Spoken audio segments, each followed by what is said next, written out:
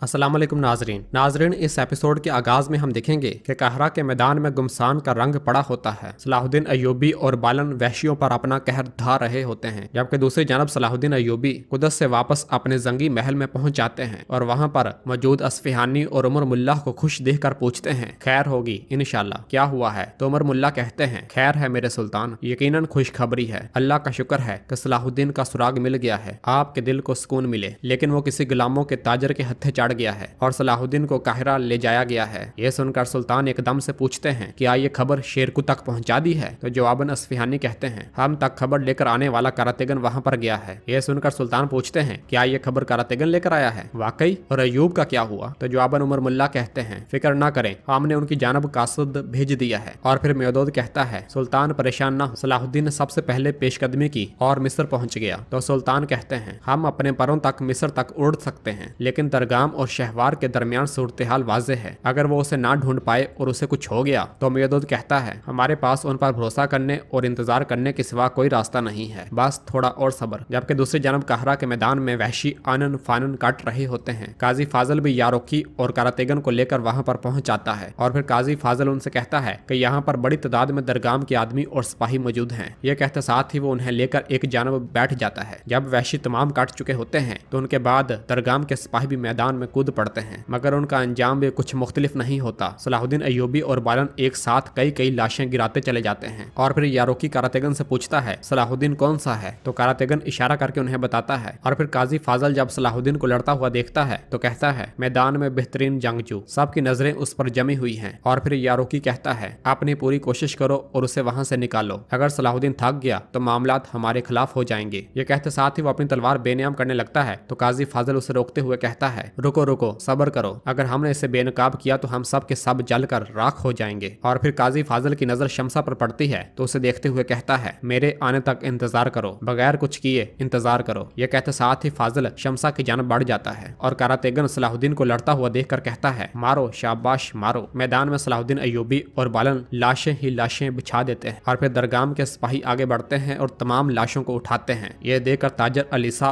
और उसका सिपाही बहुत खुश हो रहे होते हैं। शमसा ये तमाम मंजर देखते हुए कहती है, ये इंसानी जिया के अलावा कुछ नहीं है। और फिर अगले ही लम्हे हम देखते हैं कि दो खतरनाक वहशी मैदान में आ जाते हैं। लड़ाई से पहले वो खूब हल्ला गुल्ला करते हैं और लोगों से अपनी दाद लेने की भरपूर कोशिश करते हैं। और वो दोनों वहशी लड़ाई के आगाज में ताबड़तोड़ हमले करते हैं। एक वहशी सलाहुद्दीन के साथ जबकि दूसरा बालन के साथ लड़ने लग जाता है और वो वहशी दोनों पर हावी दिखाई दे रहे होते हैं। ये सब देखकर खुश नजर आने वाला करातेगन भी थोड़ा परेशान हो जाता है, जबकि यारोकी भी परेशान होते हुए अपनी तलवार आहिस्ता आहिस्ता निकाल रहा होता है। मगर सलाहुद्दीन अय्यूबी उठ जाते हैं और बालन भी अपनी जद्दोजहद जारी रखता है। जबकि उधर काजी फाजल जैसे ही शमसा के पास जाते हैं तो काजी फाजल को देखकर शमसा खड़ी हो जाती है और बहुत खुश होती है और फिर उनसे कहती है, मैंने आपको कई बार बुलाया, मैं दरगाम के हाथ में हूँ, यहाँ मुझे जबरदस्ती लाया गया है। जबकि इधर मैदान में वहशी बालन पर हमला करने लगता है तो सलाहुद्दीन अय्यूबी उन पर हायल हो जाते हैं। जबकि इधर फाजल की एक नजर मैदान पर जबकि दूसरी नजर शमसा की जानब होती है और फिर शमसा से कहता है, मेरे हाथ भी बंधे हुए हैं, मुझे मिस्र की खातर थोड़ी देर दूर जाना पड़ा। और फिर पूछता है, महल की सूरत हाल कैसी है? तो जवाबन शमसा बताती है, मुझे शहवार पर गुस्सा आता था, मगर ये आदमी उससे भी बदतर है। इस कमीने ने मुझसे कहा कि मैंने शहवार के साथ जो माहिदा किया था वो उसे नहीं मानता, इसका उसके साथ कोई ताल्लुक नहीं, और ये भी कहा कि मैं उसकी गुलाम हूँ। इसने मेरी तमाम तलबा को जान से मारने की धमकी दी, ये गुस्से में अंधा हो चुका है। ये सुनकर फाजल कहता है, मैंने सुना है कि तुमने इसके लिए कभी नहीं गाया। तो जवाबन शमसा कहती है, हाँ बिल्कुल, मैंने नहीं गाया और ना ही गाऊंगी, ये मैंने कसम खाई है, मैं अपनी आवाज को इसका दस्तरख्वान नहीं बनाऊंगी। तो फाजल कहता है, ये उस वक्त तक नहीं रुकेगा जब तक के ये वो नहीं ले लेता जो ये चाहता है। तो शमसा कहती है, खुदा की कसम मैं भी नहीं रुकूंगी। जबकि इधर मैदान में काफी देर लड़ाई के बाद सलाहुद्दीन अय्यूबी उस वहशी को मार डालते हैं। जबकि उधर बालन भी अपनी तलवार वहशी के जिस्म में गाड़ देता है और उससे भी मौत के घाट उतार देता है। ये सारा मंजर देखकर करातेगन बहुत खुश होता है, जबकि यारोकी मुसलसल परेशान दिखाई दे रहा होता है। जबकि तमाम तमाशाई भी सलाहुद्दीन अय्यूबी और बालन को बहुत दाद दे रहे होते हैं। इसी लम्हे दरगाम के मजीद सिपाही मैदान में दाखिल हो जाते हैं और जैसे ही वो तमाम सिपाही उन पर हमला करने लगते हैं तो दरगाम यकदम खड़ा हो जाता है और उन्हें रोकते हुए कहता है, रुक जाओ। और फिर सलाहुद्दीन अय्यूबी और बालन से कहता है, चलो तुम दोनों अब एक दूसरे से लड़ो, मेरे सिपाहियों को तुमने बहुत मार लिया। ये सुनकर सलाहुद्दीन अय्यूबी परेशान होते हुए बालन की जानब देखने लग जाते हैं और दरगाम चिल्लाते हुए कहता है, चलो तुम किस चीज का इंतजार कर रहे हो, चलो लड़ो। जबकि अलीसा भी उनके पास आगे आकर कहता है, क्या तुमने सुना नहीं, वजीर खून चाहता है, अगर तुम हुक्म की अतात नहीं करोगे तो वो तुम दोनों को मार डालेगा, लड़ो ताकि तुम में से कोई एक जिंदा रहे। गालिब आने वाला तलवार का हकदार होगा। यह सारा मंजर देखकर कारतेगन यारोकी से कहता है, परेशान न हो, हमारा सलाहुद्दीन इस सुनहरे बालों वाले के टुकड़े टुकड़े कर देगा। जबकि इधर फाजिल शमसा से कह रहा होता है, मिस्र की सबसे बड़ी जिद कबूल करना है शमसा। अगर तुम मेरी पेशकश कबूल कर लो तो मैं तुम्हें शहवार और दरगाम दोनों से बचा सकता हूँ। क्या तुम आजाद नहीं होना चाहती शमसा? तो जवाब में शमसा फौरन कहती है, मैं बिल्कुल आजाद होना चाहती हूँ। और फिर फाजिल कहता है, फिर तुम्हें मैदान में लड़ाई रोकनी होगी। यह सुनकर शमसा परेशान होते हुए कहती है, मगर कैसे? जबकि इधर मैदान में सलाहुद्दीन अय्यूबी बालन से कहते हैं, तो तुम उस आदमी को मारने जा रहे हो जिसको तुमने कुएं से बचाया था। तो बालन उनसे पूछता है, क्या तुम अपनी जान बचाने वाले को मार सकोगे? तो जवाब में सलाहुद्दीन अय्यूबी कहते हैं, हाँ, अगर तुमने तलवार लेना चाही तो बालन कहता है, मैं पहले भी एक बार ऐसा कर चुका। मैंने तलवार के हकीकी मालिक के लिए एक बेगुनाह शख्स को कत्ल कर दिया। यह सुनकर सलाहुद्दीन अय्यूबी कहते हैं, तुम्हारे कहने का मतलब है कि तुम ऐसा दोबारा करने में बिल्कुल भी हिचकिचाहट महसूस नहीं करोगे? तो बालन कहता है, मैं अपने अंदर दूसरी लाश का गम नहीं पाल सकता। लड़ते रहने के सिवा कोई चारा नहीं है। ये नामुमकिन है। अगर उन्हें पता चला तो वो हम दोनों को मार डालेंगे। और फिर अगले ही लम्हे उन दोनों के दरमियान लड़ाई शुरू हो जाती है। लड़ाई के दौरान सलाहुद्दीन अय्यूबी बालन से कहते हैं, जो हो रहा है उसे होने दो, लेकिन मैं जानना चाहता हूँ कि मैं किसके हाथों मारूंगा। तो जवाबन बालन कहता है, मेरे ख्याल से मैं तुम्हें बता चुका हूँ। यह सुनकर सलाहुद्दीन अय्यूबी कहते हैं, जोन्स एक अच्छा नाम है, लेकिन मैं तुम्हारा हकीकी नाम सुनना चाहता हूँ। और फिर दोनों एक दूसरे के ऊपर ताबड़तोड़ हमले करते हैं और एक दूसरे का दफा करते हैं। और फिर लड़ाई के दौरान सलाहुद्दीन अय्यूबी उनसे कहते हैं, मैं कभी भी किसी सलीबी सुरमा की तलवार को नहीं छूता। तो बालन कहता है, ऐसा लगता है कि इसने तुम्हें यकीन दिलाया है कि मैं एक सुरमा हूँ। तो जवाबन सलाहुद्दीन अय्यूबी कहते हैं, मैं जो देखता हूँ उसी पर यकीन रखता हूँ। ये छुपाने के लिए कि तुम एक सुरमा नहीं हो, तुम्हें तलवार को थामने का तरीका बदलना होगा। यह देखकर बालन कहता है, देखो कह कौन रहा है, जैसे तुम खुद को छुपाने में माहिर। बताओ लड़के, तुमने ऐसा क्या किया कि उन सुरमाओं ने तुम्हें कुएं में डाल दिया? तो जवाबन सलाहुद्दीन अय्यूबी उससे कहते हैं, हम ऐसा ही वक्त जाया नहीं कर सकते, मुझे जीतने दो और मुर्दा होने का बहाना करो। यह सुनते साथ ही बालन उन पर हमला कर देता है और कहता है, मैं यहाँ से मुर्दा समझ कर नहीं निकलने वाला। अब एहसान करने की बारी तुम्हारी है। मैं तलवार लेकर चला जाऊंगा और हमेशा के लिए तुम्हारा शुक्रगुजार रहूंगा। दोनों एक दूसरे के साथ लड़ाई तो जारी रखते हैं, मगर कोई भी एक दूसरे को मारना नहीं चाह रहा होता और यही एक दूसरे को कहते रहते हैं कि मरने का बहाना तुम करो, मरने का बहाना तुम करो, क्योंकि कोई भी अपनी इज्जत दांव पर नहीं लगाना चाहता। उन दोनों को वक्त जाया करता हुआ देखकर अलीसा आगे बढ़ते हुए उनसे कहता है, चलो जल्दी करो। जबकि तमाम तमाशाई भी नारे बुलंद करते हैं, मारो मारो, मार दो इसे। और फिर बालन सलाहुद्दीन अय्यूबी पर हमलावर होता है तो सलाहुद्दीन अय्यूबी उसे दबोच लेते हैं और उससे कहते हैं, हमारे पास वक्त बहुत कम है, तुमने मुझे अभी तक अपना असली नाम नहीं बताया। तो बालन कहता है, मेरा नाम बालन है, एबलन पोलिस्तान का बेटा बालन। यह सुनकर सलाहुद्दीन अय्यूबी उससे कहते हैं, तुम्हारा भाई कौन तक, वो बिस्तरे मर्ग पर है, तुम तख्त नहीं लेना चाहते थे, है ना? तो फिर तलवार क्यों चाहते हो? और फिर बालन अपने आप को छुड़वाते हुए सलाहुद्दीन अय्यूबी को एकदम पीछे धकेल देता है और एकदम अपनी तलवार उठाते हुए कहता है, सच बताने की बारी अब तुम्हारी है। सलाहुद्दीन अय्यूबी उससे कहते हैं, मैंने तुमसे झूठ नहीं बोला, मेरा नाम यूसुफ है, सलाहुद्दीन यूसुफ, मैं सुल्तान नूरुद्दीन जंगी का अमीर हूँ। यह सुनकर बालन पूछता है, क्या तुम कुदस की जानब मुहिम पर जाने वाली फौज में थे? यह सुनकर सलाहुद्दीन अय्यूबी उससे कहते हैं, हम उन जमीनों पर कब्जा करने वाले थे जिन पर तुमने हमला किया था, यानी कि कुदस की सरजमीन पर। मुझे रास्ते में घात लगाकर निशाना बनाया गया। तो बालन कहता है, फिर तो तुम इसी के मुस्तहिक थे। यह सुनकर सलाहुद्दीन अय्यूबी कहते हैं, तुम तो कहते थे कि तुम हर बात से अनजान हो, लेकिन जब से कुदस का जिक्र आया तो तुम अचानक से बदल गए। उन दोनों को इस तरह बातें करता हुआ देखकर करातेगन कहता है, ये क्या बातें कर रहे हैं, ये कैसी लड़ाई? जबकि दरगाम भी चिल्लाते हुए कहता है, अलीसा,